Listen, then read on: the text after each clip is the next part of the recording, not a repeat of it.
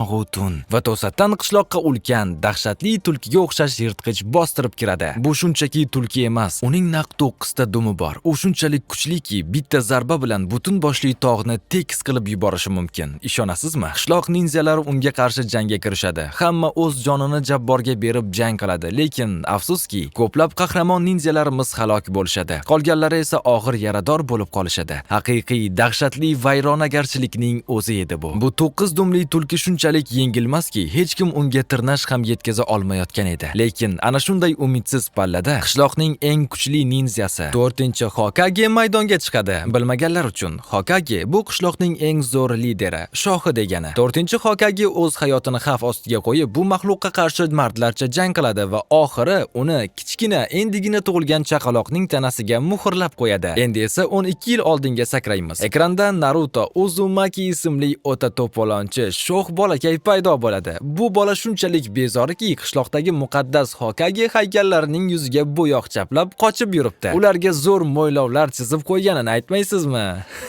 Uning bu qiliqlaridan charchagan ninjalar 3-Hokagega borib dodvoy qilishadi. Naruto esa devor orqasida mazza qilib yashirinib o'tirganda to'satdan uning ustozi Iruka sensei paydo bo'lib, uni qulog'idan cho'zib oladi. "Hoy, tentak, bugun imtihoning bor-ku. Bu yerda nima qilib yuribsan?" deb dakki beradi. Ha, aytgancha, sensei degani bu ustoz, o'qituvchi degani. Bilib qo'yganingiz yaxshi. Xullas, Iruka sensei Narutoni sudrab maktabga olib boradi. Sinfga kirgach, u hammaga qarab, "Bugun hammangiz imtihon topshirasiz. Qani, menga o'zgarish jutsusini qilib ko'rsatinglar-chi?" Birinchi bo'lib Sakura chiqadi va bu ninja san'atini ajoyib tarzda bajarib beradi. Keyin esa sinfning eng zo'r, eng krutoy yigiti Sasukening navbati keladi. Hamma uni hurmat qiladi. Sakura esa uni deb umuman aqldan ozgan, sevib qolgan. Sasuke ham imtihondan osongina bitta harakat bilan o'tadi va nihoyat bizning qahramonimiz Narutoning navbati. Hamma uni yomon ko'rib, "Shu ahmoqni deb yana imtihon topshiryapmiz, ha, nimasini aytasan?" deb g'uldirashardi. Lekin shu payt Hinata ismli juda yoqimtoy qizaloq qizarib ketib, ichida Narutoga dalda beradi. "Naruto, sen buni eplaysan." Qani, ko'ramiz Naruto nima karomat ko'rsatarkan. Qaranglar, Hinata uni shunchalik yaxshi ko'radi, lekin bizning Naruto unga umuman e'tibor ham bermaydi-ya. Qoyilmisiz? Endi esa eng qiziq joyi. Naruto o'zining o'zgarish jutsusini ishga soladi va shunday bir g'alati, hijolatli qiyofaga kirib oladiki, buni ko'rib Iruka senseining ko'zlari qinidan chiqib ketay deydi. "Bu nima qiliq, ahmoq bola? Agar shunday qilaversang, imtihonlardan hech qachon o'tolmaysan", deb baqiradi u. Shundan so'ng Iruka sensei Narutoni jazolaydi va u bo'yab tashlagan o'sha mashhur Hokage haykallarini yuvib tozalashga majbur qiladi. "Yaxshilab ishla, qahramon." Iruka sensei unga qarab, "Tezroq qimirlab tozalab tashla bularni", deydi. Naruto esa xafa bo'lib, Xo'p, baribir meni uyda hech kim kutmayapti", deb javob beradi. Ana xolos, do'stlar, shu joyida biz Narutoning ota-onasi yo'qligini, u butunlay yolg'iz ekanligini tushunib yetamiz. Buni eshitib, Iruka senseining biroz rahmi keladi va "Agar ishni tezroq tugatsang, seni ramyon yegani olib boraman", deb aytadi. Ramyon bu Yaponiyaning mashhur ugrasi, Narutoning esa eng sevimli taomi. Jonu dili desak ham bo'ladi. Xullas, ular ovqatlanib o'tirishganida Iruka sensei so'raydi: "Naruto, nega haykallarni bo'yab tashlading? Ular kimligini bilmaysanmi o'zi?" Naruto esa ishonch bilan, "Albatta bilaman. Ayniqsa 4-Hokageni. Axir u qishlog'imizni 9 dumli maxluqdan qutqarib qolgan-ku", deb javob beradi. "Lekin qarab turing, men ularning hammalaridan ham kuchliroq bo'laman va albatta qishloqning eng kuchli Hokagesi bo'laman", deb maqtanadi Naruto. Keyin esa u Iruka senseidan peshonasidagi ninja bog'ichini bir marta taqib ko'rishini so'raydi. Axir u ham o'zini haqiqiy ninjadek his qilib ko'rmoqchi-da. "Iltimos, bir marta taqib ko'ray", deb aytadi u. Lekin Iruka sensei kulib, "Yo'q, Naruto. Bu bog'ichni faqat maktabni muvaffaqiyatli bitirganlar oladi. Ertaga imtihoning bor. Agar o'tsang, o'zing shunaqasiga ega bo'lasan", deb aytadi uning sensei. Va mana ertasi kuni bitiruv imtihoni boshlanadi. Iruka sensei hammaga shartni e'lon qiladi. Imtihondan o'tish uchun soya klonlari jutsusini bajarish kerak. Buni eshitgan Narutoning rangi quv o'chib ketadi. Chunki do'stlar, bu uning eng yomon ko'rgan va umuman eplolmaydigan yagona jutsusi edi. Ana endi nima bo'larkan, ko'ramiz. Ha, do'stlar, jutsu nima o'zi desang desangiz, bu ninjalarning maxsus texnikasi bo'lib, uning yordamida har xil g'ayritabiiy narsalarni qilish, dahshatli hujumlar uyushtirish mumkin. Kelgusi qismlarda bu haqida hali ko'p eshitasiz. Oldinda Gara bilan bo'ladigan shunday dahshatli janglar borki, shunchaki portlaysiz. Shuning uchun hozirdan videoga like bosib, qo'llab-quvvatlab yuboringlar. Zo'r pasmotr bo'lsa, keyingi qismni darrov chiqaramiz. Xullas, hikoyaga qaytdik. Hamma bolalar o'zining soya klonini yaratib imtihondan o'tib ketishadi. Navbat Narutoga kelganda esa, u shunday bir o'lik, shalviragan klon yaratadiki, buni ko'rib Iruka sensei shok holatiga tushib qoladi. Bu bola bilan nima qilsam ekan-a? deb bosh qotirayotganda yonidagi Mizuki sensei, "Qo'yaver. Shuni ham o'tkazib yuboraylik" deydi. Buni eshitib Naruto xursand bo'lib ketadi, lekin Iruka sensei qat'iy turib, "Yo'q, uni o'tkaza olmayman" deb keskin javob beradi. Haqiqiy ninja o'z kuchiga tayanishi kerak, lekin Narutoda hozircha bunday qobiliyat yo'q. Buni eshitib Narutoning jahli chiqadi. Keyingi sahnada ko'ramizki, butun sinf imtihondan o'tgan, faqatgina bizning Naruto yiqilgan. U bir chekkada arg'imchoqda o'tirib, xursand bolalarga qarab juda ham xafa bo'ladi. Shu payt ba'zi bolalar uni masxara qilib, "9 dumli tulki! 9 dumli tulki!" deb ustidan kula boshlashadi. Narutoning yuragi ezilib ketadi. Lekin aynan shu payt uning oldiga Mizuki sensei kelib qoladi. U Narutoni yupatib, imtihondan o'tishning boshqa yashirin yo'li borligini aytadi. Qiziq, qanaqa yo'l ekan-a? Boshqa tomonda esa Iruka sensei o'yga tolib o'tirardi. U 3-Hokagening gaplarini eslardi. Naruto ham sen kabi yetim. U ham yolg'izlik nimaligini yaxshi biladi. Gap shundaki, do'stlar, o'sha 9 dumli tulki Iruka senseining ota-onasini ham uning ko'z o'ngida o'ldirgan edi va u o'shanda hech narsa qila olmagan. Shu payt to'satdan Mizuki sensei yugurib kelib, Irukaga dahshatli xabarni aytadi. Naruto muhrlar o'ramini o'g'irlab qochib ketdi. Buni eshitib Iruka sensei shokdan qotib qoldi. Bebosh bola, nima qilmoqchisan o'zi? Boshqa tomonda esa bizning sodda Naruto qalin o'rmon o'rtasida o'tirib olib, o'sha o'ramni o'qishga harakat qilyapti. Uning maqsadi bitta. Qandaydir zo'r jutsu, masalan, ko'p soyali klon jutsusini o'rganib olsa, Iruka sensei uni maqtab imtihondan o'tkazib yuboradi deb o'ylagandi-da. U ham boshqalar qatori bitiruvchi bo'lmoqchi. Lekin afsuski, Naruto bu qiyin yozuvlardan hech baloni tushunmayotgan edi. Shu payt qishloqda 3-Hokage darhol barcha ninjalarga Narutoni topishga buyruq beradi. Oradan biroz vaqt o'tgach, Iruka sensei Narutoni qalin o'rmon o'rtasida xotirjam o'tirgan joyda topib oladi. "Hoy, Naruto, bu yerda nima qilyapsan o'zi? Nega muhrlar o'ramini o'g'irlading?" deb so'raydi. Naruto esa soddalik bilan, "Buni o'g'irlashni menga Mizuki sensei aytgandi" deydi. Buni eshitib Iruka sensei shok holatiga tushib qoladi. Shu payt uzoqdan Narutoga qarab syurikenlar, ya'ni o'tkir ninja pichoqlar uchib keladi. Iruka sensei o'ylab o'tirmasdan Narutoni himoya qilish uchun o'zini oldinga tashlaydi va syurikenlar uning o'ziga sanchiladi. Mana bu qahramonlik.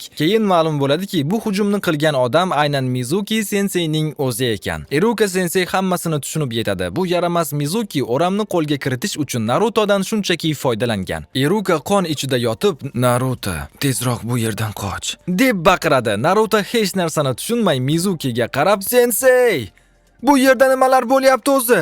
"Hey Naruto, bu Iruka sensei sening kuchli bo'lishingni umuman xohlamaydi. Shuning uchun o'ramni ishlatishingga qarshi" deb vaj to'qiydi. Bechora Naruto nima qilishni bilmay boshi qotib qoladi. Shu payt Mizuki eng dahshatli sirni ochadi. "Naruto, bilasanmi o'zi, Iruka senseining ota-onasini aynan sen o'ldirgansan. Chunki sen o'sha 9 dumli tulkisan." Ana xolos, do'stlar, shok. Ma'lum bo'lishicha, bundan 12 yil oldin 4-Hokage o'sha dahshatli maxluqni aynan Narutoning tanasiga muhrlab qo'ygan ekan.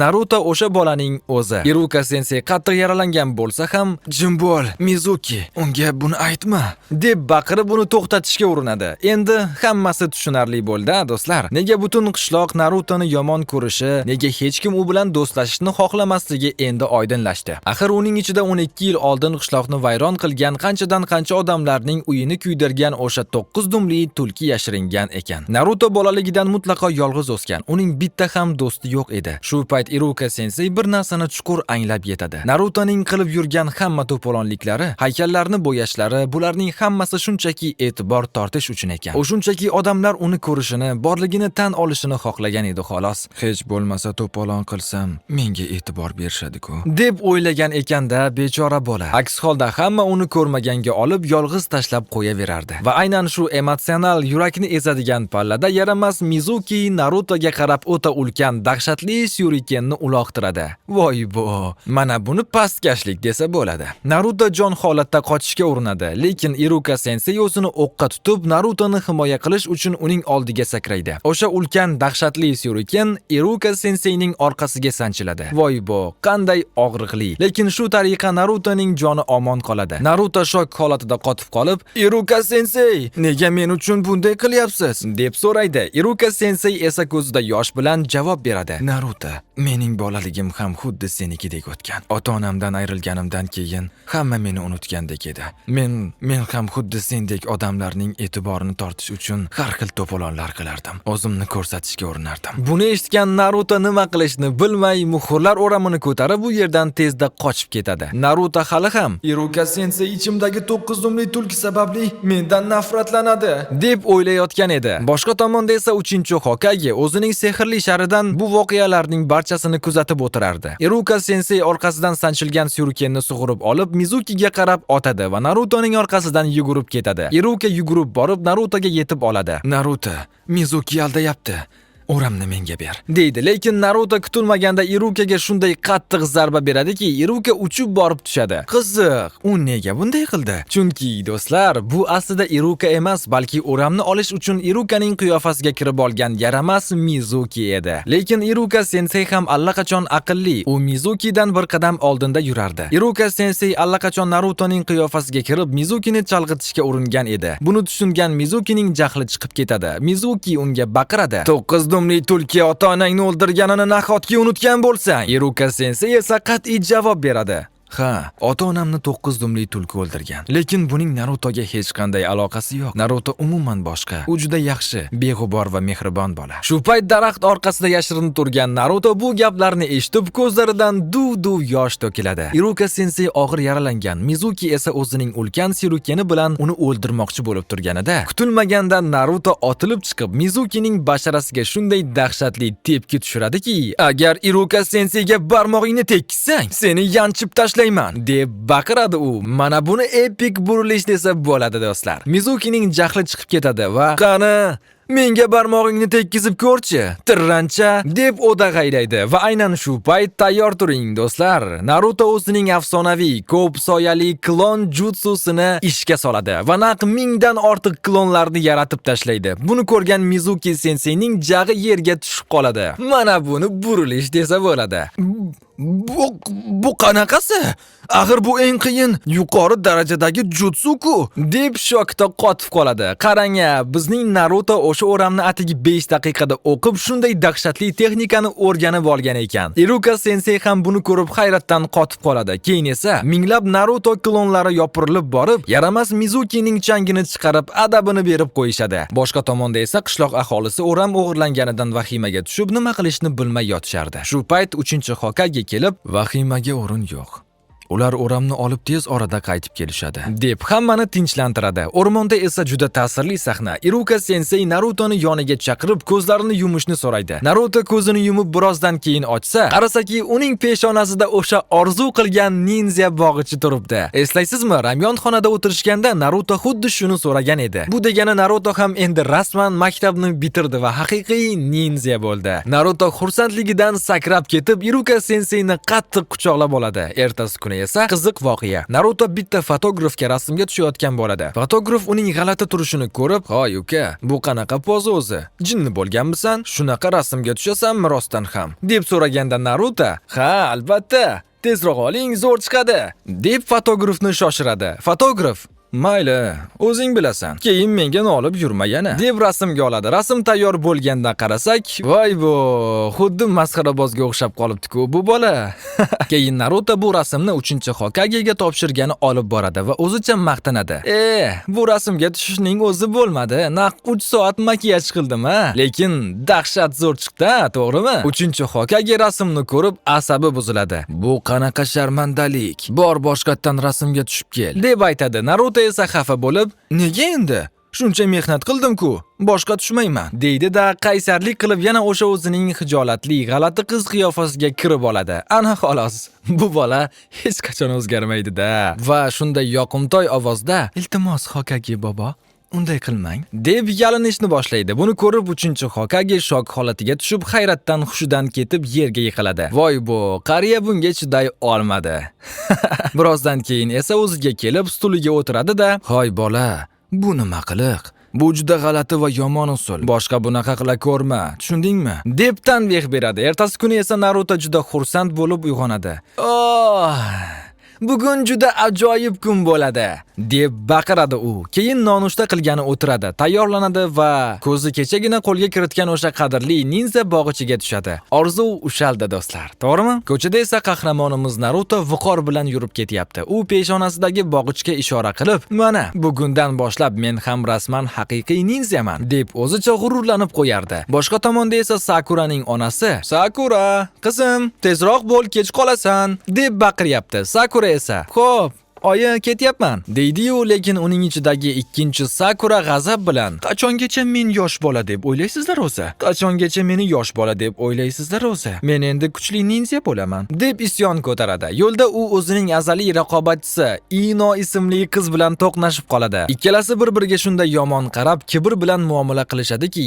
dahshat. Ino unga, "Voy, ishonmayman. Sen ham imtihondan o'tdingmi?" deb kesatadi. Sakura esa bo'sh kelmay, "Ishingni qil, sen nimani ham bilarding", deb javob qaytaradi. Shunday qilib bu ikki qizaloq bir-biridan o'zib ketish uchun maktabgacha poyga o'ynab ketishadi. Sinfda esa bizning Naruto kimnidir o'ylab o'zicha tirjayib xursand bo'lib o'tiribdi. Shu payt Shikamaru kelib, "Hoy Naruto, bu yerda nima qilib o'tiribsan? Bu sinfga faqat imtihondan o'tganlar kiradi, og'ayni", deb aytadi. Naruto esa darrov peshonasidagi bog'ichni ko'rsatib, "Ko'zingni kattaroq ochib qaramaysanmi? Men ham endi rasman ninjaman", deb maqtanadi. Buni eshitgan Shikamaru unga g'alati qarab qo'yadi. Orqa partada o'tirgan yoqimtoy Hinata esa ich-ichidan xursand bo'lib, "Naruto, imtihondan o'tganingdan shunchalik baxtlimanki", deb o'ylaydi. Shu payt Sakura va Ino hansirab sinfga yugurib kelishadi. Naruto Sakurani ko'rib, "U mening oldimga kelyapti", deb yuzi qizarib xursand bo'lib ketadi. "Salom, Sakura", deb Naruto Sakurani qarshi olganda, Sakura shartta uni itarib yuborib, to'g'ri Sasukening oldiga boradi. "Salom Sasuke, yoningga o'tirsam maylimi?" deydi u shiringina ovozda. Shu payt Ino ham yetib kelib, "Yo'q,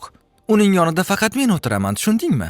deb janjalni boshlaydi. Sasuke esa ichida, "Quloqni yeb yuborishdi-ku bu qizlar", deb pinagini ham buzmayapti. Boshqa tomonda esa 3-Hokage o'zining sehrli sharidan bu manzarani kuzatib o'tirardi. Uning yonida esa, "Ha, topdingiz, afsonaviy Kakashi akamiz turibdi". Kakashi ekranda Narutoni ko'rib qiziqib qoladi. Sinfda esa vaziyat taranglashyapti. Naruto Sasuke'ga qizlarning e'tibori tushayotganidan g'azablanib, shartta uning partasiga sakrab chiqadi va Sasuke'ning yuziga shunday yaqin kelib, unga yomon qarab turadi. Ikkalasi bir-birini yeb qo'ygudek tikilib qolishadi. Buni ko'rgan Sakura esa rashkdan yonib ketayotgan edi. Sakura baqiradi, "Naruto, pastga tush!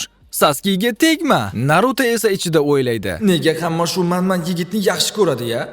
Mendan nimasi ortiq o'zi?" Ikkalasi xuddi ashaddiy dushmanlardek bir-biriga ko'z urushtirib turganda, kutilmaganda orqadan bir bola Narutoni tasodifan turtib yuboradi va ana xolos Naruto va Sasuke tasodifan bir-biriga yopishib qolishadi. Ha, do'stlar, ular mayli, davom etamiz. Voy bu, sharmandalik bo'ldi. Buni ko'rgan Sakuraning ko'zlari qinidan chiqib ketay deydi. Uning ichidagi Sakura, "Yo'q, bu bo'lishi mumkin emas. Naruto, seni o'ldiraman", deb faryod qiladi. Naruto va Sasuke esa bu hijolatli vaziyatdan keyin o'zlarini yomon his qilib tupurib tashlashadi. Lekin sinfdagi hamma qizlar g'azab bilan Narutoni do'pposlash uchun unga tashlanishadi. Buni shar orqali kuzatib turgan ustozlar esa, "Bu Naruto qachon qarasang o'ziga balo orttirib yuradi-da", deb bosh chayqashadi. Shundan so'ng sinfga Iruka sensei kirib keladi va hammaga qarab deydi, "Tabriklayman. Bugundan boshlab hammangiz rasman ninjasiz. Lekin bu hali boshlanishi. Oldinda sizlarni juda ko'p qiyinchiliklar kutyapti.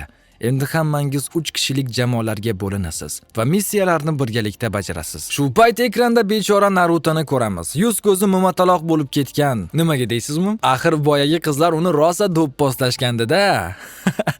Keyin Iruka sensei jamoalarni e'lon qilishni boshlaydi va nihoyat 7-jamoa tarkibi o'qiladi. Naruto Uzumaki, Sakura Haruna va Sasuke Uchiha. Buni eshitib Naruto ham Sakura ham shokda. Lekin orqa partada o'tirgan bechora Hinata ich-ichidan xo'rsinib, "Qaniydi men ham Narutoning jamoasida bo'lsam", deb o'ylaydi. Voy bu sevgi qissasi juda qiziq bo'lyapti-ku do'stlar. Keyin esa Iruka sensei so'zlar davom etadi. Xullas 8-jamoada Hinata, Kiba Yuba va Shino bo'ladi. Sakura esa Sasukening yoniga tushganidan xursand bo'lib, Inoning asabiga tegishni boshlaydi. Keyin Iruka sensei 10-jamoani e'lon qiladi. Ino Yamanaka, Shikamaru Nara va Choji Akimichi. Shu payt Naruto shartta o'rnidan turib baqiradi. "Bir daqiqa. Nega men kabi buyuk ninja bu man Sasuke bilan bir jamoada bo'lish kerak ekan?" Iruka sensei esa xotirjam javob beradi. "Naruto, Sasuke sinfning eng zo'r o'quvchisi. Sening baholaring esa eng past. Balansni saqlash uchun eng zo'rlar bilan eng qoloqlarni bir jamoaga qo'shdik." Buni eshitib, hamma kulib yuboradi. Sasuke esa Narutoga qarab, "Menga ortiqcha gapirma, tushundingmi? Omadsiz" deb qo'yadi. Iruka sensei tushlikdan so'ng hamma o'zining yangi ustozi bilan tanishishini aytadi.